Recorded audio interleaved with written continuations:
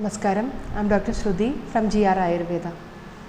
ഇന്ന് നമ്മൾ സംസാരിക്കാൻ പോകുന്ന വിഷയം വായ്പുണ്ണ് അല്ലെങ്കിൽ മൗത്ത് അൾസറിനെ കുറിച്ചിട്ടാണ്. മൗത്ത് അൾസർ വരാത്തതായി ജീവിതത്തിൽ ആരും തന്നെ ഉണ്ടാവില്ല. ഭക്ഷണം കഴിക്കാനുള്ള ബുദ്ധിമുട്ടും വെള്ളം കുടിക്കാനും സംസാരിക്കാനും ഒക്കെ ബുദ്ധിമുട്ടും വേദനയൊക്കെ ഉണ്ടാക്കലുണ്ട്.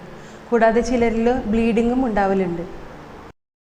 മൗത്ത് അൾസർ വരാനുള്ള പ്രധാനപ്പെട്ട കാരണങ്ങളെന്ന് പറയുന്നത് മാനസിക സമ്മർദ്ദം കൊണ്ടും കുട്ടികൾക്ക് എക്സാം ടൈമിലും അതുപോലെ സ്ത്രീകൾക്ക് ആർത്തവ സമയത്തും ഉണ്ടാകുന്ന ഹോർമോണൽ ഇംബാലൻസ് കൊണ്ടും ദഹന സംബന്ധമായ പ്രശ്നങ്ങൾ കൊണ്ടും vitamin B12, folic acid, iron deficiency കൊണ്ടും പിന്നെ വായിലുണ്ടാകുന്ന മുറിവുകൾ, അതായത് ബ്രഷ് ചെയ്യുമ്പോഴോ അല്ലെങ്കിൽ പല്ല് കൊള്ളുമ്പോഴോ ഉണ്ടാകുന്ന മുറിവുകളും മൗത്ത് അൾസറായി പിന്നീട് വരാറുണ്ട്. മൗത്ത് അൾസർ മാറുന്നതിനായിട്ട് ചെറു ചൂടുവെള്ളത്തിൽ ഉപ്പിട്ട് കവിൾ കൊള്ളുക, അതുപോലെ എന്തെങ്കിലും വൈറ്റമിൻ ഡെഫിഷ്യൻസീസ് ഉണ്ടെങ്കിൽ ഡോക്ടറെ കണ്ട് അതിനുള്ള മെഡിസിൻ കഴിക്കേണ്ടതാണ്.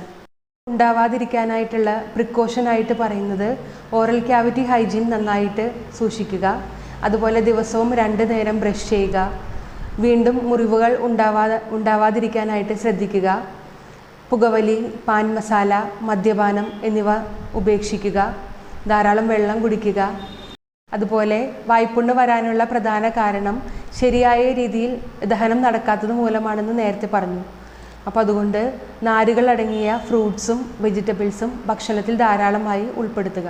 ഒരേ സ്ഥലത്തുണ്ടാകുന്നതും മാസങ്ങളോളം ഉണങ്ങാതെ നിൽക്കുന്നതും നിരന്തരം വലുതായി വരുന്നതും രക്തസ്രാവം ഉണ്ടാകുന്നതുമായ വായ്പുണ്ണുള്ളവർ യഥാസമയം ഡോക്ടർമാരെ കണ്ട് വിദഗ്ധ പരിശോധന ചെയ്യേണ്ടതാണ്. വളരെ എഫക്റ്റീവായിട്ടുള്ള ട്രീറ്റ്മെൻറ്റ്സുകൾ ലഭ്യമാണ്. വരാനുള്ള കാരണങ്ങൾ കണ്ടെത്തി അതിനുള്ള ട്രീറ്റ്മെൻറ്റ്സാണ് ആയുർവേദത്തിൽ ചെയ്യുന്നത്. Thank you.